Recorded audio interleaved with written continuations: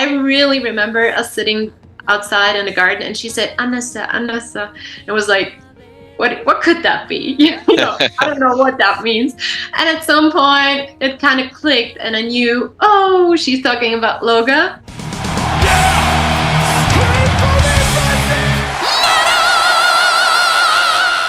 Hey everyone, welcome to the channel. My name is Belgian Jasper. If this is your first time in the channel, hit subscribe right now.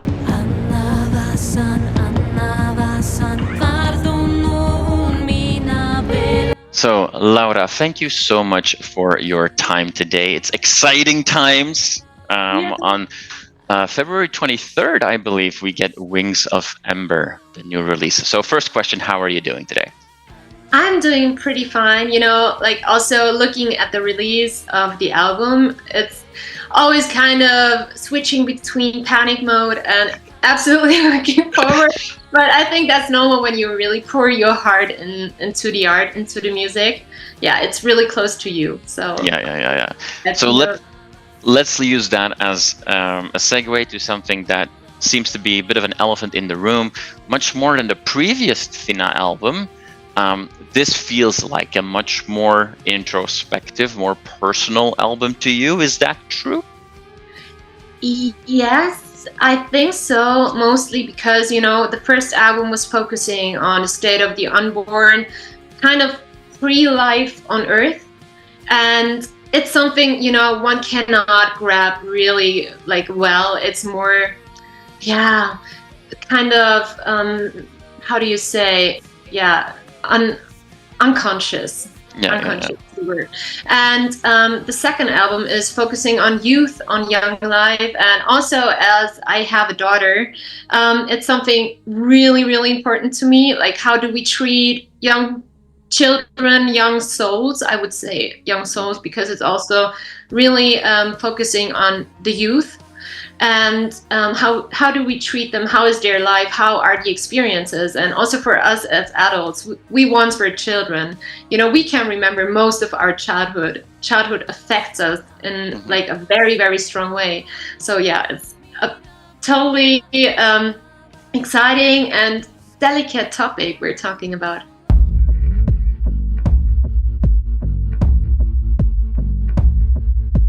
Like the scent of Also with this album, you yourself are much more front and center, not just in the music, but also in the cover art and all that kind of stuff. Should we then also look at Tvinna much more now as Laura's project and not a band? Is that fair? Could be. I think in some certain ways, yes. I mean, for the first album, it was also me on the cover, because it showed a pregnant woman, and at that very time I was pregnant.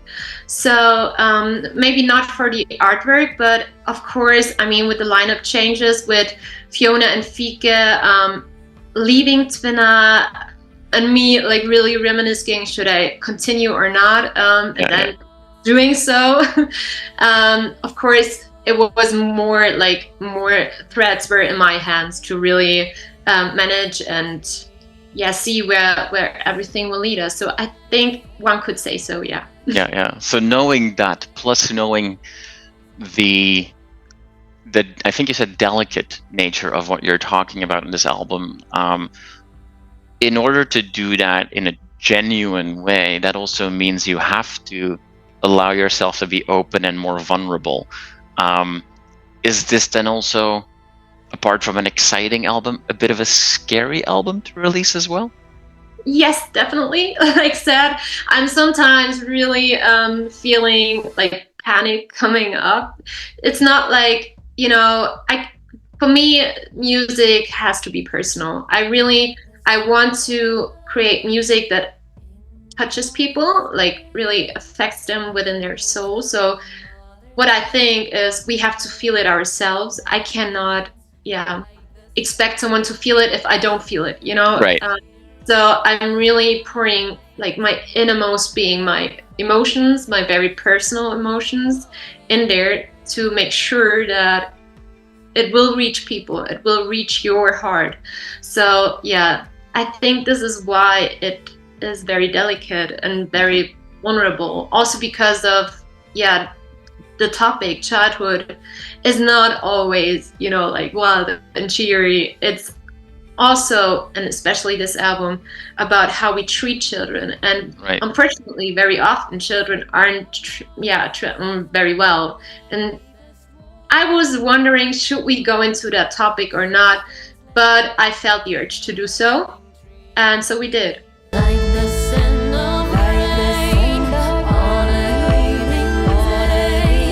Sounds like also an element of catharsis then creating this album, and maybe exercising some dark pages of your own history through this record.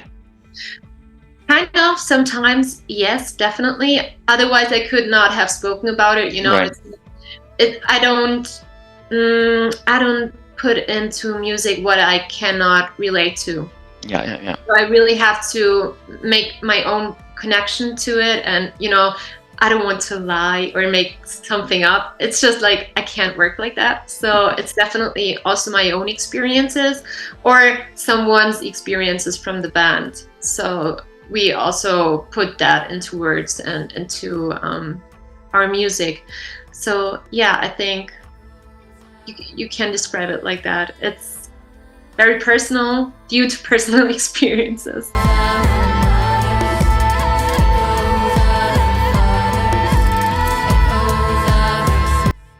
When we look at the band as a concept, and obviously also the work that you've done over the years with Faun as well, both that band as this one will be looped in what people kind of refer to as like neo-pagan, new wave music and what have you. And you've seen that become more and more popular. You're not new to this kind of music by far.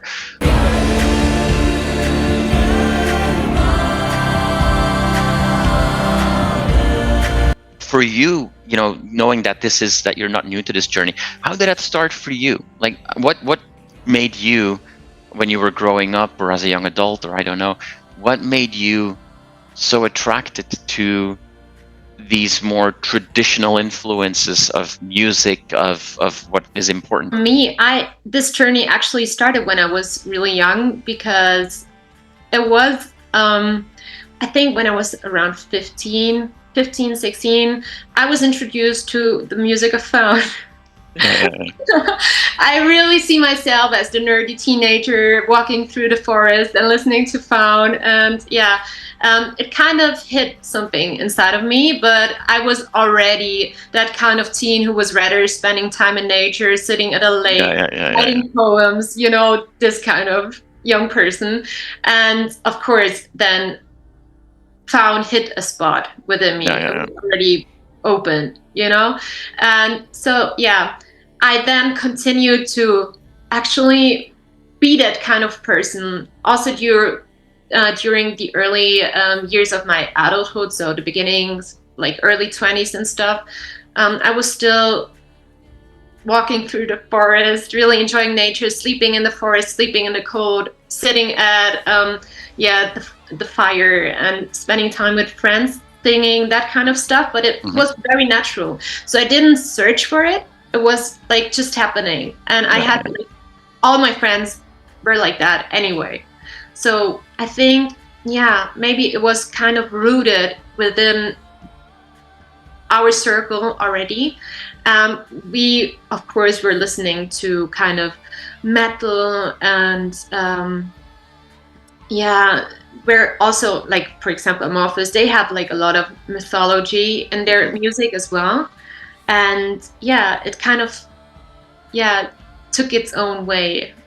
It was kind of, I actually lost track of Faun after they released their first album. So I was only listening to the first album until I joined the band. Funny, but as I grew up with like spending so much time in nature, it got me rooted and connected to nature. So it's one of the big influences in my music, both in Faun and Tvinna, because it's one of the big influences in my life.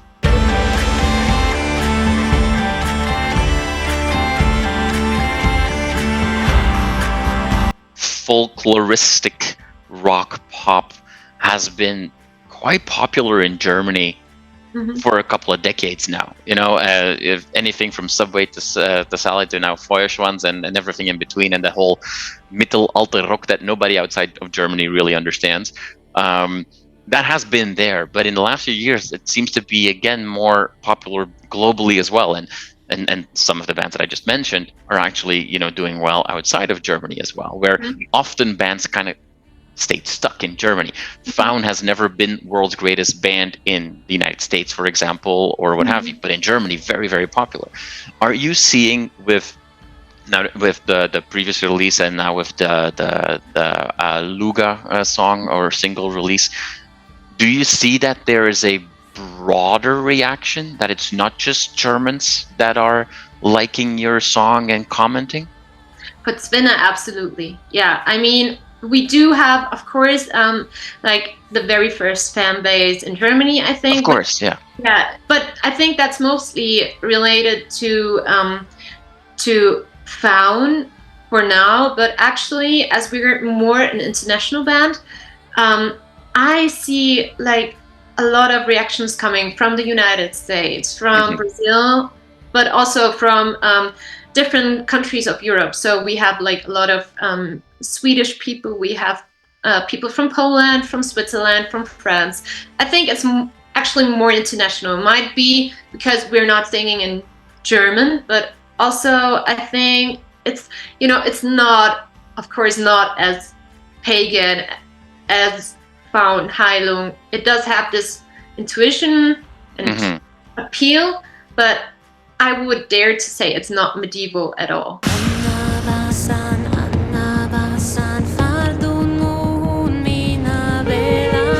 You say that there's more interest from outside of Germany. Yes, you don't necessarily sing in German, although the Luga single that we already touched on has high German, ancient German. When you guys released that single, the first thing you also did was put the English translations there as well. Yeah. Is that important when you, to quote you again, pour your heart and soul into a song? That sure, music can tell its own story and people can relate to a vibe or a melody, what have you, but it's important that people knew what text really meant? I think nowadays, yeah, because people, we're this kind of society now that wants to know everything. We look up everything, like, yeah, let's Google it. And then you Google it and then you know it. Yeah. Although it may be gone in 10 seconds, but you want to know it, right? Yeah. So I think that's important because you're kind of curious. And I love humans being curious. It's kind of, what makes us human, right? Curiosity and looking everything up. And so yes, I think it is important. Also, there's another side I can relate to. I've always been this kind of lyric nerd, this kind of poetry nerd. I always love to have booklets and to really read the lyrics and what they mean, and then if I don't know it, I will translate it. And right. Yeah, awesome. And let's not forget the smell of a new booklet when you open it for the first time. You already mentioned it, that the theme of this album is basically the birth, start of life, using children not only as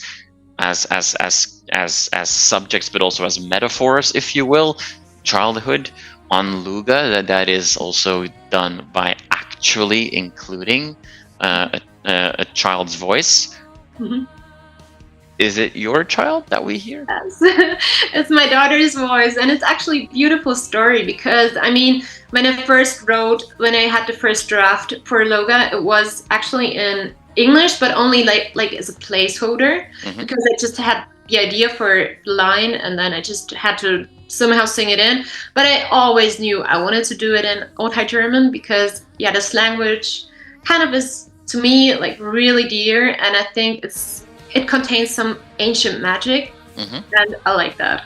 So furthermore, I was searching for the right words, for the right lyrics for about a year. It takes you some time, and just let it sink, and then research, and then maybe replay something. So just to make it perfect, it took really long. And during that time, she also learned to talk. She learned to speak, and she was like yeah, kind of witnessing the process all the time. And then at some point, I really remember us sitting outside in the garden, and she said, "Anessa, Anessa." And it was like, what could that be? You know, I don't know what that means. And at some point, it kind of clicked, and I knew, oh, she's talking about Loga, and she wanted to hear that song. And right. Honestly, she really wanted to listen to that song, I think 30, 40 times a day. It was really like, it was a tough test to, you know, for our patients. And you kind of have to listen to the music during a production, like very often, obviously. Gotcha. But at some point, you know, it gets, you might get tired, not like you're annoyed by the song, but it's just you need a break from the music, right? So yeah, it was a tough kind of test, but it worked. Actually, I never got annoyed by the song. And so yeah, she was at some point singing along to the song when she was not even 2. So I decided to record her, and it was all very playful, and yeah. So that's how she ended in the song, because she loves it.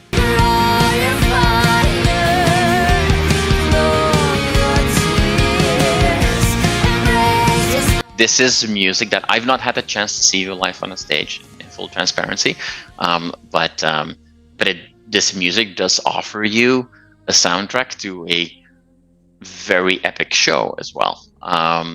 So 4 shows that are coming our way, whether they're announced already or not, what can we expect from a live show from Tvinna?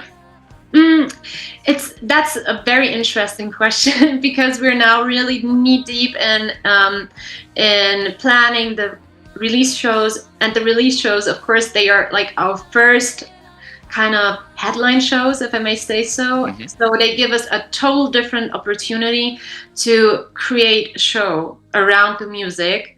And so yeah, therefore I don't have like a proper answer yet, because we're still planning. We're actually, this upcoming weekend, we're meeting and having a first rehearsal, so really searching for ideas. But I think what is already really set is that all shows will have these intimate, vulnerable moments that the music also has.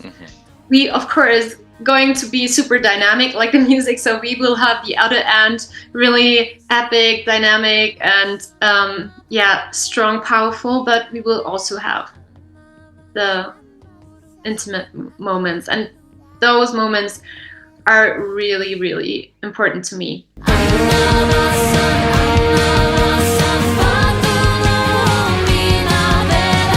Oh, that's a lot of amazing things to look forward to. I keep my fingers crossed that we will see a lot more announcements this year and the coming years.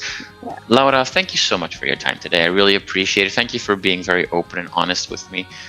Very much appreciate that. I wish you all the best with not just the upcoming rehearsal, but also the planning for these release shows and then the actual album release. Thank you so much for your time. Thank you so much. Thank you for having me.